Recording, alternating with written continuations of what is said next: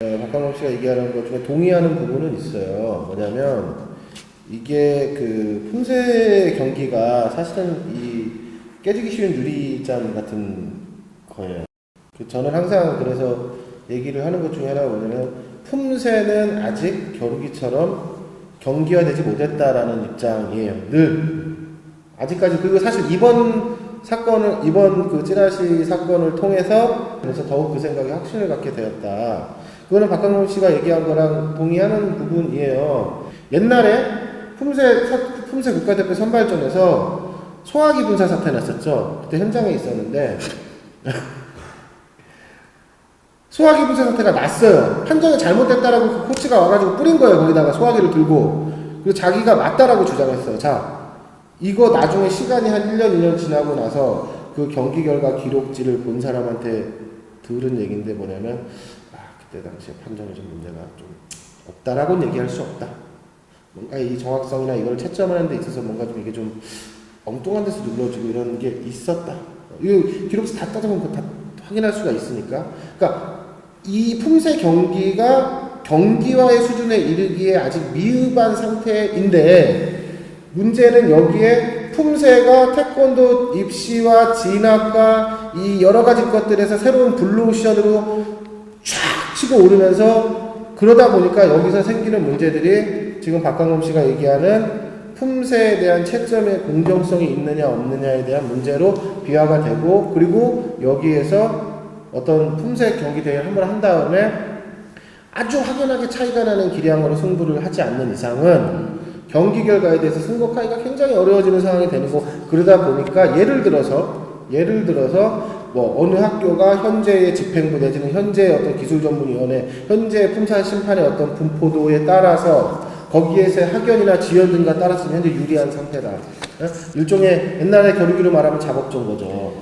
이제 이런 얘기들이 떠도는 어떤, 그래서 내가 깨지기 쉬운 유리잔으로 지금 경기를 하고 있는 거다라고 얘기를 한 거예요. 지금 깨지기 쉬운 유리라는 품새. 그런데 그거에 대해서 사실 품새에 대해서 상당히 비판적으로 보고 있는, 그러니까 저 같은 케이스의 사람들은 그 문제를 이미 인식하고 있어요. 인지하고 있고, 그렇지 않다라고 주장하시는 많은 분들도 있겠지만, 그런데 문제는 거기에 이게 최초로 SNS라는 틀 내에서 이것이 대회 첫날 오전에 그러니까 됐는데, 이것이 나는 이렇게 보는 거예요. 그러니까 구정이 아니라 어찌됐건 간에 매체, 미디어는 아니지만 페이스북, 그것도 사적 영역의 페이스북이 아니라 공적 영역의 페이스북. 그러니까 태권도인들의 대나무숲이라는 게 그런 거잖아요. 그러니까 이 태권도인들이 할 말 같은 거를 아까 신문고 같은 역할 이걸 한다고 했는데 그 공론의 장 속에서의 어떤 글로써 해가지고 누구누구가 딱 찍혀서 나왔단 말이에요, 지금.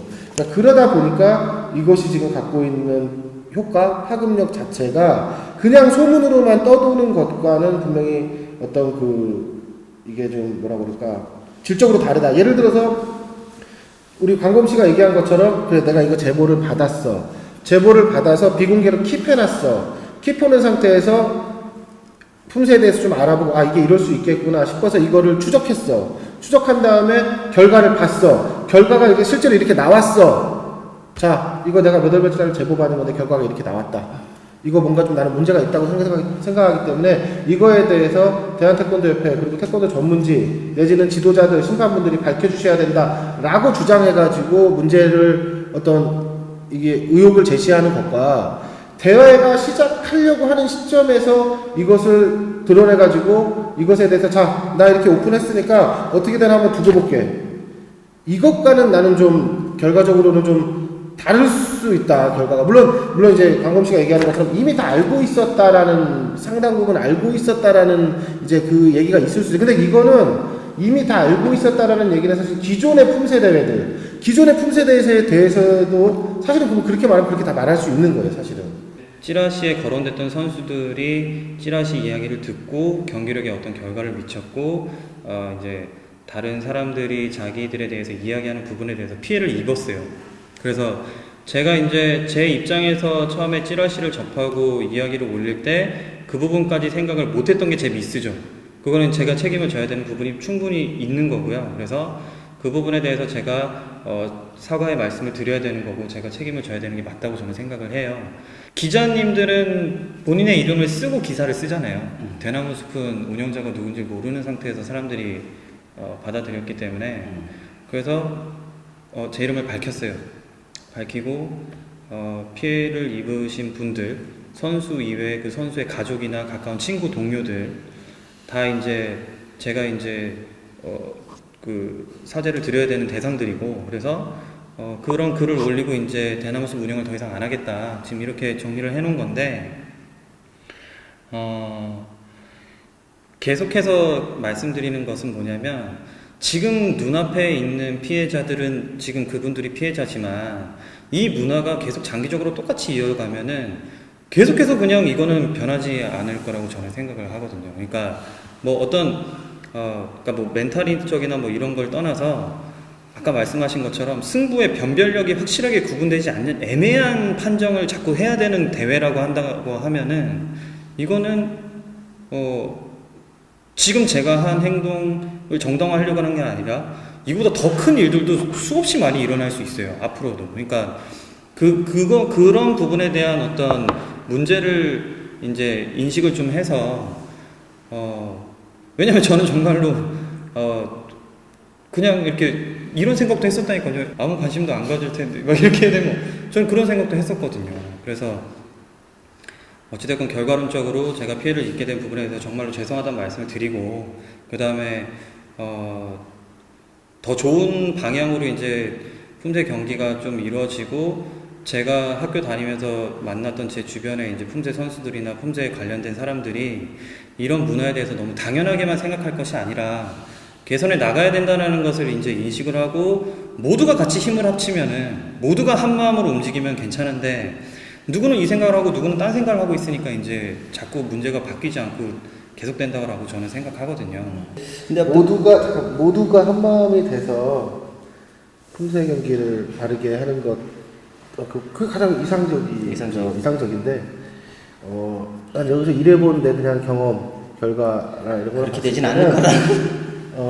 피를 내가 똥문에 들어가더라도 내 손에 피를 묻히더라도 어쩔 수 없어. 모두를 선택할 수 없어요. 그러면 팩트를 갖고 터뜨려서 그러면 강제적으로라도 어쩔 수 없이 바뀌게 되는 것들이 있거든요. 나는 이제 그러니까 일의 특성상 나는 그냥 그렇게 얘기를 하는 거죠. 그러니까 우리도 그 생각하지. 그냥 누구랑 감정 크게 안 다치고 부드럽게 웃으면서 얘기하면서 그래도 이것보다는 이렇게 나아가는 게 나으니까 이렇게 해서 갑시다. 모두가 다 그렇게 동의하고 이렇게 그 방향으로 나가면 참 좋은데 이게 태권도뿐만 아니라 어디다 다 첨예하게 이해관계가 갈린단 말이죠.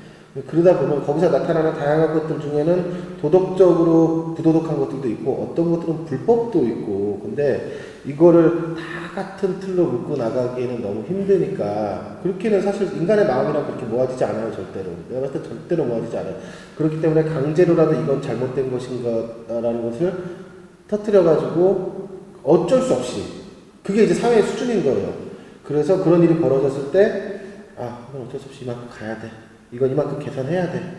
이렇게 끌고 가는 거. 나는 이제 그런 이제 것들이 필요하거든요. 사실 이번 일도 분명 피해를 받은 사람들도 있고 또 뭐 여러 가지 아직은 해결되지 않은 것들이 좀 있어요. 다만 이번 일이 그런 좀 나아지는 방향으로의 어떤 하나의 계기는 분명히 돼야 된다. 왜냐하면 그렇지 않으면 누구를 위해서가 아니라 자신은 전혀 포함되지 않은 상황에서 상처받은 사람들에게 나중에라도 되돌려줄 말이 없어요.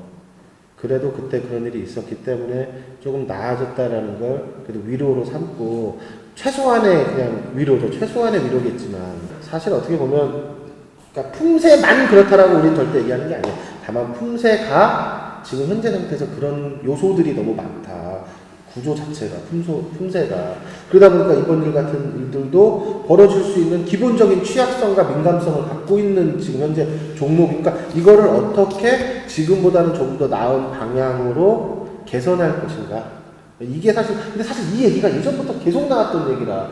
예전부터도 품새와 관련해서는 변별력을 해야 된다, 심판들의 어떤 채점의 일관성을 뭐 이렇게 해야 된다, 심판 현장이 바뀔 때마다 뭔가 지침이 달라지고 뭐가 달라진 이걸 바꿔서 뭔가 어떤 이상해. 툴을 만들어야 된다. 이런 얘기들은 사실은 3년 전에도 있었고, 6년 전에도 있었고, 9년 전에도 있었고, 계속 있었던 얘기인데. 그러니까 중요한 대회 때 꼭 큰 대형 사고가 나요. 그게 이제 근데 왜 안 바뀌냐고. 내 이쪽에 진짜 다들 뭐라 그럴까 한 식구 같아. 순환점. 바꿔야 된다고 하면서 이쪽 자리 가면은 와봤더니 이해되네. 선수였다가 지도자 되면은 본인이 불합리한 관행의 피해자였는데 똑같이 이제 반대로 그 선수를 그렇게 하고 있어. 그다음에 그 지혜를 좀 찾을 필요는 있어요. 왜냐하면 계속된 반복된 거기 때문에. 계속 반복된 그러면은 네. 자카르타 맞죠? 자카르타. 네. 자카르타 아시안 게임에 지금 내가 봤을 때는 지금 절속으로 지금 먼저 아시안 게임 정식 종목 됩니다. 세품 세계발? 예, 아니, 그러니까 정식 종목 자체가 그러는 거예요. 지금 준비가 좀 많이 좀 부족한데, 그러니까 어느 한편 국익적 또 태권도의 입장에서는 아시안 게임에 빨리 태권도 정식 종목 품새가 되는 게 당연히 우리가 기원해야 돼. 근데 또 한편으로 보면은 지금 품새는 아까 약간 경기화 부분에서 부족하다고 했듯이 저는 지금 너무 좀 부족한 상태에서 올라간다 이거지. 근데 겨루기도 사실은 그때 그러기 위해서는 그랬어요. 그러면 지금 전반적인 한국의 불신이 곧 세계 품새의 불신으로 갈 수 있다라는 거예요.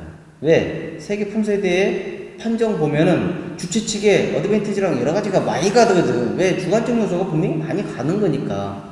가장 먼저 해야 될 건 전 그렇게 생각해요. 일단 그런 변별력을 키우는 좀 노력이 필요함과 동시에 전문 품새 심판에 대한 어떤 그 교육과정, 그리고 품새 채점에 있어서의 일관성에 관한 부분, 이런 부분들은 지금보다 상당한 수준으로 그 강도가 올라가야 하고, 그 정도가 제고되어야 할 것으로 보고, 그리고 또 하나는 이 부정행위 적발 시에의 어떤 그 징벌이 좀 강해져야 돼요. 정말. 아무튼 저 박광범 씨 혹시 더 하고 싶은 이야기? 뭔가 이제 기자님들하고 이제 얘기를 좀 하니까 저도 좀 그래도 시원한 부분들이 있는 게 저만 느꼈던 게 아니었다는 걸 또 한 번 또 생각을 하게 되는 거고, 그 다음에 품새하는 사람들은 이제 저한테 그런 얘기를 많이 해요. 너 품새 모르잖아. 너 품새 안 해봤잖아. 품새 선수 안 해봤잖아. 근데 그게 진짜 중요한 거거든요. 품새를 안 해본 사람이 품새를 볼 때 그게 재밌고 그래야 되는 게 또 중요한 거잖아요. 근데 품새를 넌 안 해봤으니까 너는 말할 자격이 없어. 또는 뭐 너는 끼면 안 돼라고 그렇게 얘기하면은 그러면 니들끼리만 해. 이렇게 하면. 그러니까 이제 그런 부분에서 좀 더 발전적으로 좋은 이제 일들이 많이 일어났으면 좋겠다는 생각이 들고요. 그 다음에 대나무숲 페이지는 사실은 운영을 안 하기로 이제 마음을 먹었어요. 근데 제가 페이지를 닫지는 않을 거예요. 계속 열어는 놓을 건데. 근데 거기서 끼어들어서 미안한데 저는 네. 그게 계속 이어져야 된다고 봐요. 네, 모르겠어요. 네. 우리도 이제 가끔 기사를 하다가 오보를 안 했는데도 불구하고 파장이 너무 커져. 네. 그래서 누군가한테 상처가 될 수 있어요. 왜? 심판 판정하고 누가 잘못해서 했는데 똑같이 같은 동급으로 해서 누군가한테 또 피해자가 생길 수 있거든. 그런 부분에서. 네, 실제로. 네. 근데 근다고 해서 우리가 언론사 문을 닫고 또 그건 아니거든. 그래서 이 페이지도 분명히 이걸 기대하는, 희망하는 유저들이며 그 팔로워들이 있을 텐데 그들한테도 그걸 하게 되면은 정당성을 또 잃어버리는 꼴이 될 수 있으니 제 개인적인 바람은 여하튼 간에 누군가한테 좀 미안하게 됐다 그러면 진심으로 사과를 하고 그러면 그 사람들도 그게 악의가 있었던 건 아니잖아요, 이게. 네. 그렇기 때문에 나는 그 운영은 계속 이어져야 나는 좋겠다라는. 그러니까 대부분의 사람들 다 박광범 씨가 거기에 그거를 박광범 씨 표현대로 구체화해서 올린 부분에 대해서 박광범 씨가 무슨 의도를 가졌다라고 사실 생각하는 사람들은 없어요. 결과적으로는 큰 틀에서 봤을 때 분명히 난 도움은 된다고 봐요. 네. 다만 당장에 나타난 현상들적인 측면에서는 조금. 자, 그러면 우리가 썰전에서 하는 것처럼 마지막으로 한 줄 논평. 나 그런 거 안 해봤어서 한 줄. 한번 해봅시다. 아, 이걸로 하면 되겠다. 우리 효경이가, 유 기자가 나한테 이거를 꼭 말해달라고, 이거 꼭 넣어줘. 유경욱은 요즘에 간접적 여기 출연을 계속하네. 아니, 유 기자가, 나 아까 파주 간다고 그랬더니, 차장님, 그 가시면 이 얘기 꼭 한마디만 해주십시오라고 얘기했는데, 나는 이게, 그래도 오늘 한 얘기랑 관련된 얘기라고 좀 생각을 하거든요. 그래서 이걸로, 우리 유 기자로의 한 줄로 평인 겁니다. 서영의 사범도 7점대. 여자 30세 이하부 대한민국 최고의 A급 선수도 7점대. 이게 지금 우리 품새. 이게 뭔 뜻이야? 그러니까 뭐냐면 서영의 사범이 지금 65세 이하인가? 거기 뛰실 거예요. 근데 점수가 나오면 7점대가 보통 나와요, 거기가. 근데 여자 30세 이하부는 사실상 기능적인 측면에서 가장 뛰어난 시기거든요. 정확성이나 이런 측면에 있어서. 근데 이 친구들도 하고 나면 점수가 7점대가 나와요. 이게 과연 맞는 채점인가? 그러니까 서영희 사범이 잘못됐다는 게 아니고 심판들한테 되묻는 거예요. 서영희 사범님이 7점대 나오고 30세 이하 최고의 국가대표도 7점대 나오는 채점이라면 이거는 아니다라는 거죠. 이런 표현 좀 표현하면 좀 그러겠지만 유포자. 우리 박감범 씨의 한 줄로 표현한다. 의도치 않게 피해를 준 선수들에게는 정말 죄송하지만 경기는 경기력만으로 평가를 받아야지 경기 외적인 요소가 그 경기의 결과에 영향을 미치는 문화는 잘못됐다. 네, 그렇게 정리하고 싶습니다. 예. 우리 모두가 생각하는 이상적인 경기장의 모습, 실은 그런 공명정대한 판정이 돼야 되는데 이 불신의 이 것들이 계속 되다 보니 또 이런 것들이 있었습니다. 그래서 저의 한 줄 논평은 저도 뭐 딱 생각하고 한 건 아닌데 갑자기 한다면 생각한 것 같은데. 안 했어요. 약간 비슷한 건데 우리 좀 여기 늪에서 좀 빠져나오자. 예, 늪. 이게 선수, 지도자, 심판, 경기위원 이 모든 사람들이 어느 한 부분에 지금 늪에 빠져 있어서 지금 허우적거리고 있는 것 같아요. 좀 그런 부분에서 좀 나와서 다 같이 진짜 분골쇄신 좀 해서 좀 바뀌는 경기장의 환경이 바뀌어서 여러 문화 풍토로 바뀌는 계기가 됐으면 좋겠습니다. 오늘 장시간 아마 편집을 해서 아마 조금 줄어들 텐데요. 실제 저희가 방송 촬영은 지금 한 2시간을 넘게 3시간 가까이 지금 하고 있는 것 같습니다. 좀 많이 좀 초반에 좀 오프닝 때보다 많이 좀 지쳐 있을 겁니다. 네, 아무튼 두 분 오늘 수고하셨고요. 수고하셨습니다. 네, 저희가 이 방송이 잘 돼야지 저희가 또 제가 지금 파일럿 방송이 이게 주제도 없어요. 주제도 없고 주제가 아니라 이름이 없는 거죠. 이름이 없어요. 이름 없이 계속 가고 있습니다. 여러분들의 많은 관심과 성원 있어야 이게 정규 저희가 방송으로 편성이 될 수도 있고요. 또 우리도 비중도 높일 수도 있고요. 그럴 것 같습니다. 다음 진행을 만약에 양택진 기자가 하면은 아마 사상 초유 20대 이후 성인이 된 이후 최초로 정장을 입고 이 자리에서 여러분들을 만나겠다고 저 꿈에서 이야기했습니다. 꼭 그날을 기대를 하고요. 아무튼 오늘 장시간 수고 많으셨습니다. 태권도 품새 경기장에 큰 변화를 기대하면서 오늘 방송 마치도록 하겠습니다. 감사합니다.